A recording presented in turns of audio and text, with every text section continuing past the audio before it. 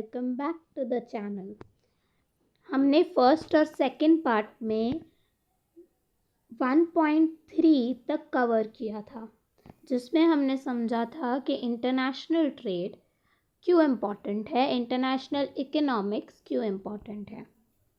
हमने gravity model भी देखा, जिसमें हमने ये देखा कि दो कंट्रीज़ जो बहुत नियर बाय है, नेबरिंग कंट्रीज़ है, उनमें ट्रेड ज़्यादा होगा गुड्स एंड सर्विसेज का, वेराज जो कंट्रीज़ लार्ज कंट्रीज़ हैं उनमें ट्रेड ज़्यादा होगा।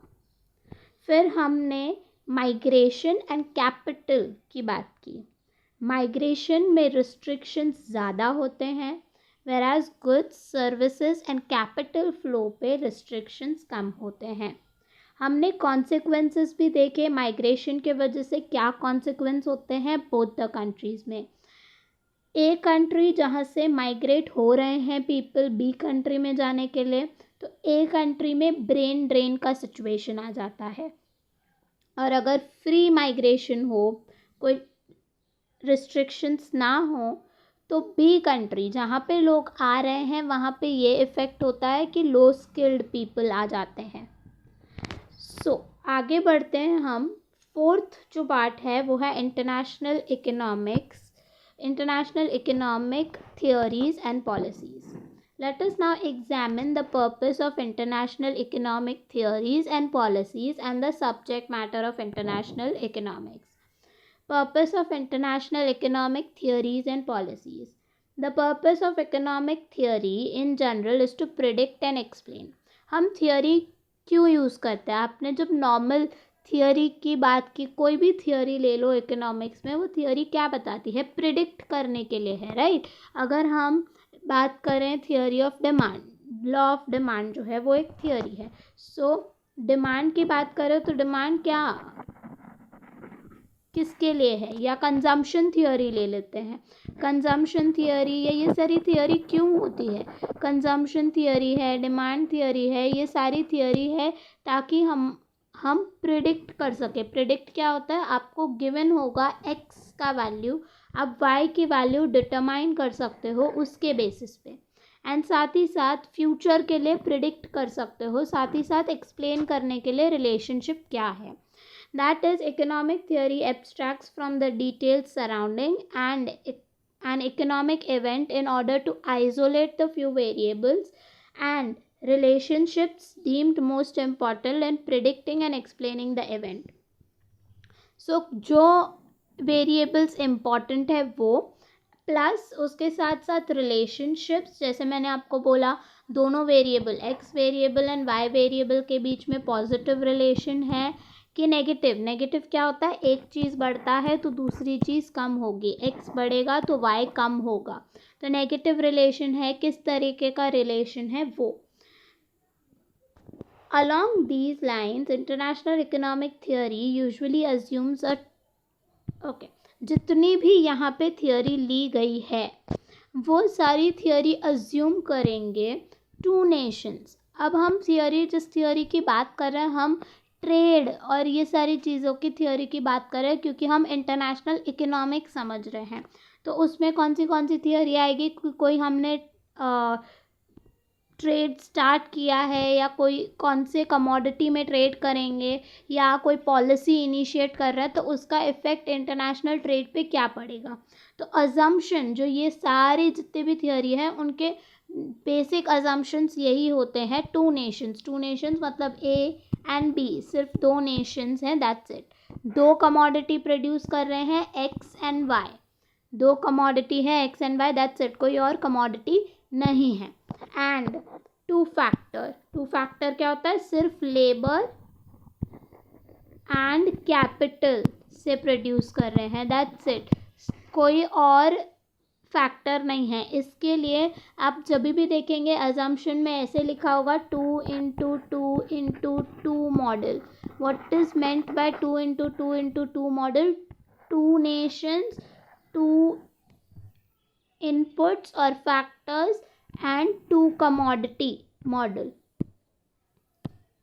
It further assumes no trade restrictions कोई भी ट्रेड रिस्ट्रिक्शंस नहीं है, फ्री फ्लो है, फ्री मोबिलिटी है, नो रिस्ट्रिक्शंस, टैरिफ, कोटास कुछ भी नहीं है to begin with, perfect mobility of factors within the nation but no international mobility। इसका मतलब क्या है, समझो ये ए नेशन है, ए नेशन में इधर से पर्सन इधर जा सकता है, इधर से इधर जा सकता है, इधर से इधर जा सकता है, लेकिन ए से बी में नहीं जा सकता।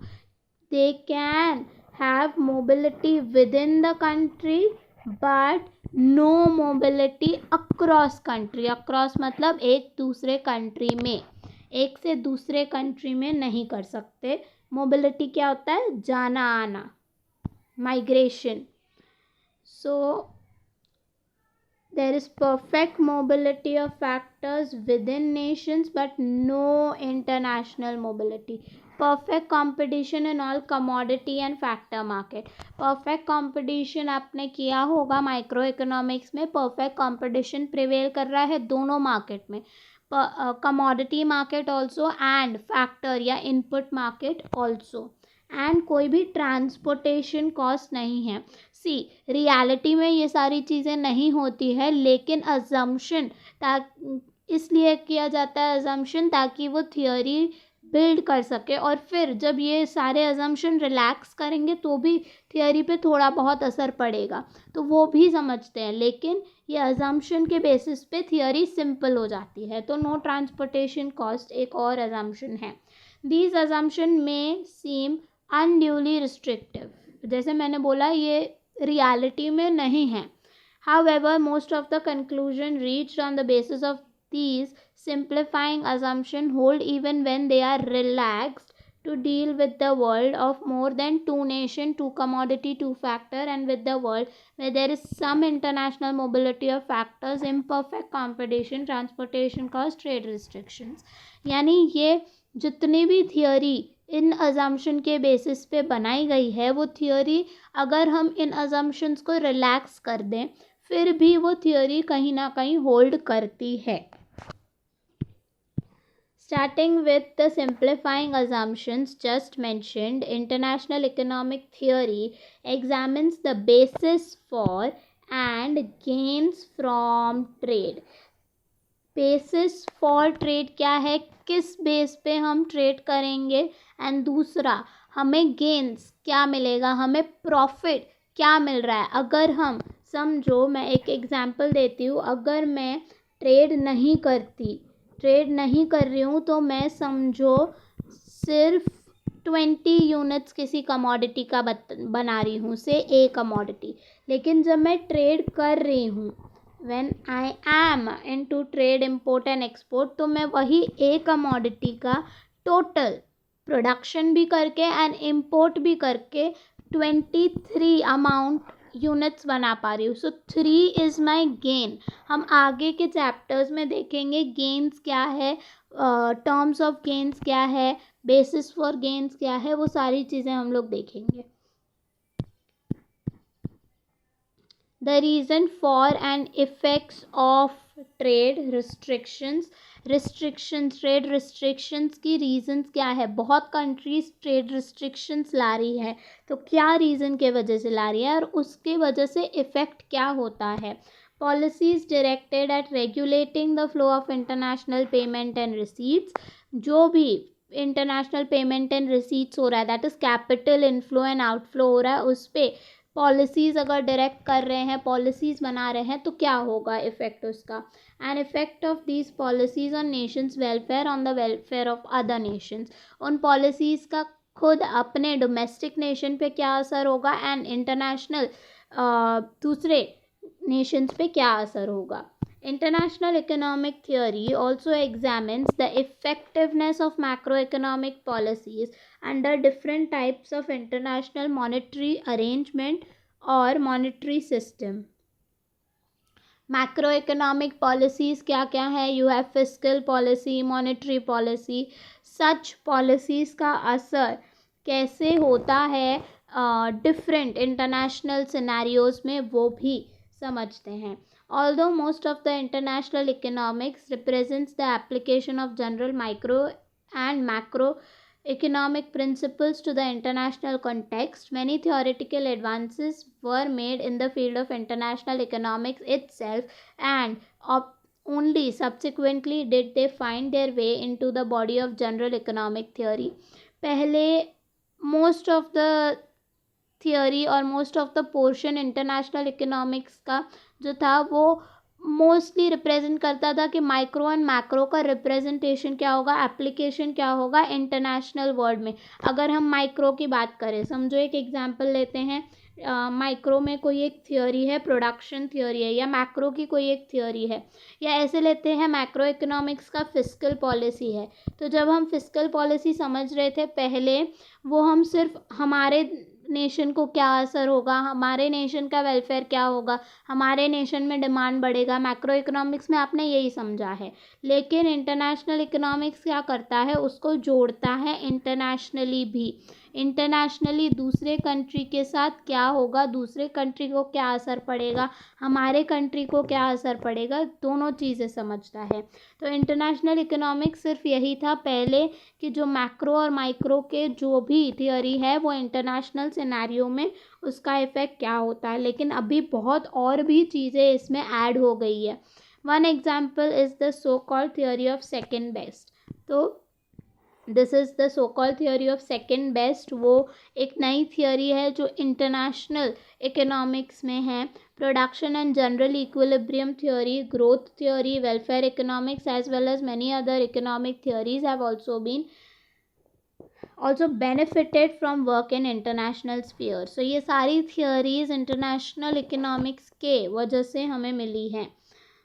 These contribution attest to the vitality and importance of international economics as a special branch of economics. So पहले international economics नहीं था, but due to these theories, due to importance of international scenario, effect, everything, it is important to have international economics as a special paper in economics. The subject matter, हम international economics में exactly क्या पढ़ते हैं. Subject matter of international economics. International economics deals with economic and financial interdependence among Nations.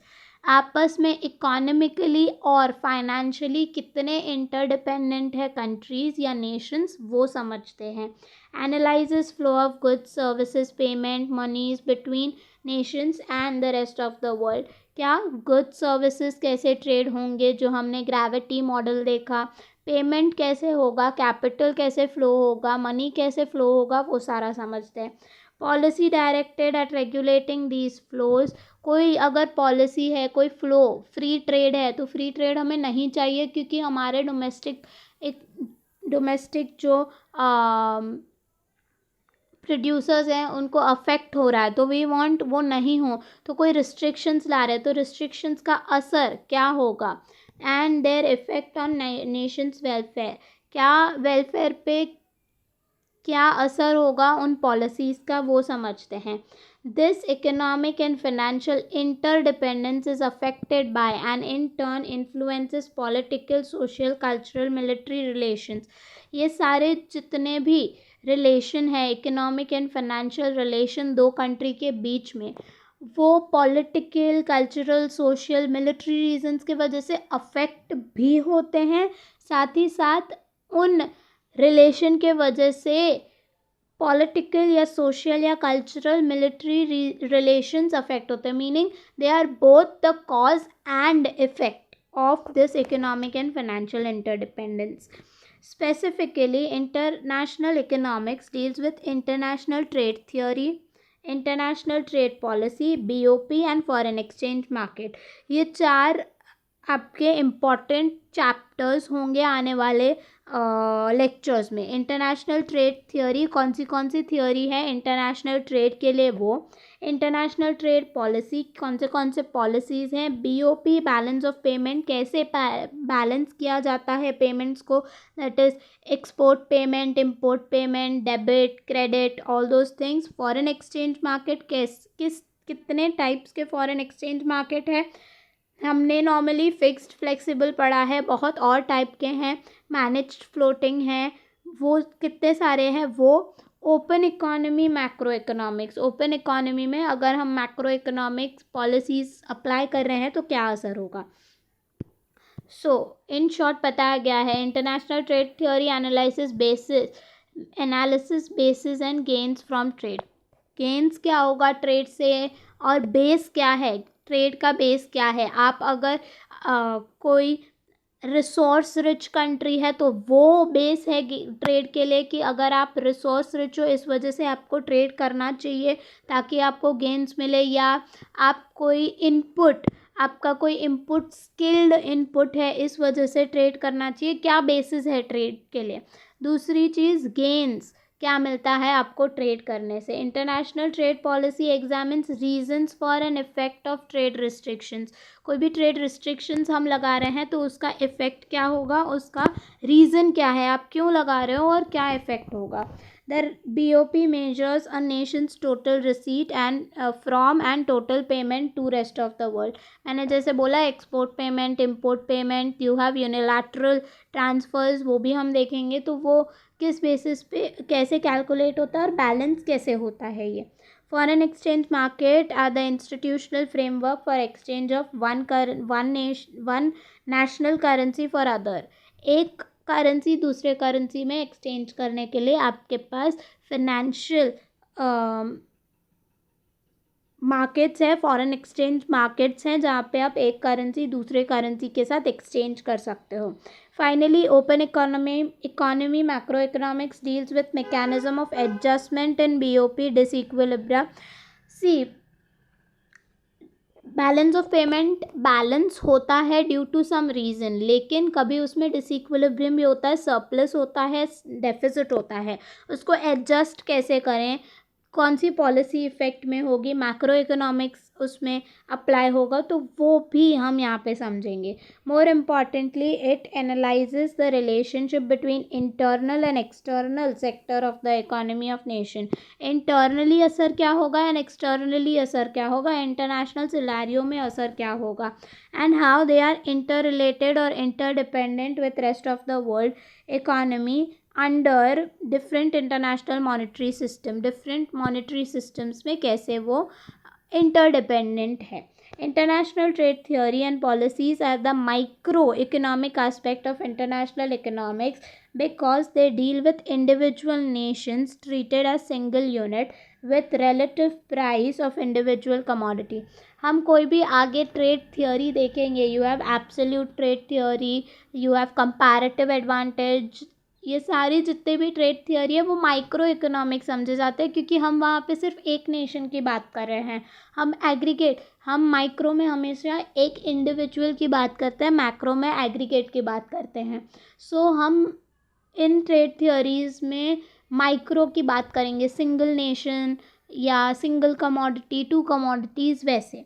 whereas since BOP deals with total receipt and payment as well as with adjustment and other economic policies that affect the level of national income and general price level of the nation as a whole, they represent macroeconomic aspect of international economics. So BOP है या open economic mechanisms है, policies है, वो सारे क्या बताएंगे, वो सारे आपको aggregate basis पे बताएंगे। general price level क्या इफ़ेक्ट होगा उन पॉलिसीज़ का, या उन BOP के वजह से जनरल प्राइस लेवल में क्या इफ़ेक्ट होगा, वो मैक्रो इकोनॉमिक्स के वो मैक्रो इकोनॉमिक्स रिप्रेजेंट करते हैं। These are often refer to as open economy, macro economics और इंटरनेशनल फिनेंस। इस वजह से they are known as open economy, macro economics और इंटरनेशनल फिनेंस। सो अगर आपने इंटरनेशनल फाइनेंस के कोर्स देखे होंगे या किया होगा तो उसमें आप ज़्यादातर यही देखते हो, BOP या ओपन इकोनॉमिक्स पॉलिसीज़, ये सारी चीज़ें ही आती है। International economic relations differ from inter-regional economic relations, that is economic relation among different parts of same nation, thus requiring somewhat different tool of analysis and justifying international economics as a distinct branch of economics. See in short यहाँ पे ये बोला गया है कि आपका policy effect जो है या इकोनॉमिक रिलेशंस जो भी हैं आपके इंटर रीजनली अलग होंगे, इंटरनेशनली अलग होंगे। इंटर रीजनली क्या होता है, आप खुद ही आपस में नेशंस में with in the Nations economic relations अलग होंगे। वेराज इंटरनेशनली हम बात करें दो नेशंस के बीच में इकोनॉमिक रिलेशंस अलग होंगे। That is nations usually impose some restrictions on flow of goods services and factors across border but not internally. So within A and B दो नेशंस के बीच में रिस्ट्रिक्शन ज़्यादा होगा, बट विद इन ए या with in B कोई restriction नहीं होगा। मैं अगर एग्जाम्पल दूँ तो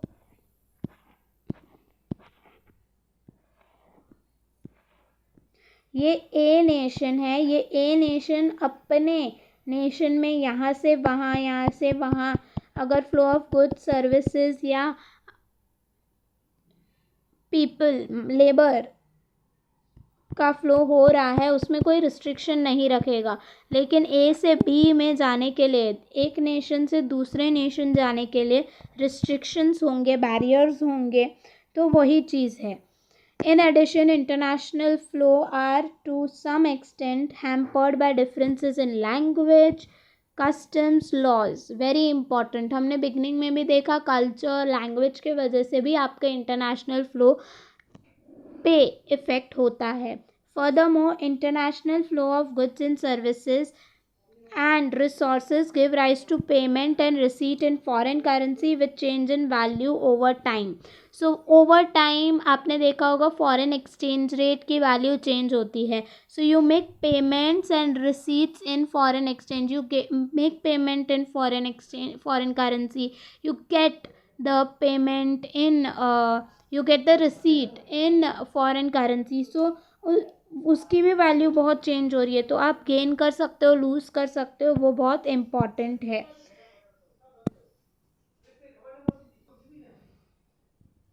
International economics has enjoyed a long, continuous and rich development over the past 2 centuries with contributions from some of the world's most distinguished economists from Adam Smith to David Ricardo, John Stuart Mill, Alfred Marshall, John Maynard Keynes and Paul Samuelson. They have contributed a lot to international economics and बहुत अच्छा development हुआ है international economics में last 2 centuries से. We will be examining the contribution made by each of these and other great economists in the following chapters. Other special branches of economics are of more recent vintage and none can claim such a distinguished list of contributors and background. So ये सारे इन्होंने जितने भी लोगों ने contribute किया है उनका हम contribution देखेंगे, उनकी थियोरी देखेंगे. जैसे आपका एडम स्मिथ का एब्सोल्यूट कॉस्ट थियोरी है, एब्सोल्यूट एडवांटेज थियोरी है ट्रेड का. देन यू हैव रिकार्डो का कंपैरेटिव एडवांटेज. तो वैसे सैमुअलसन का है. तो वैसे हम उनकी थियोरीज देखेंगे. वेराज रीसेंट ओरिजिन में भी काफ़ी लोगों ने अपने कंट्रीब्यूशन दिए हैं इंटरनेशनल इकोनॉमिक्स में.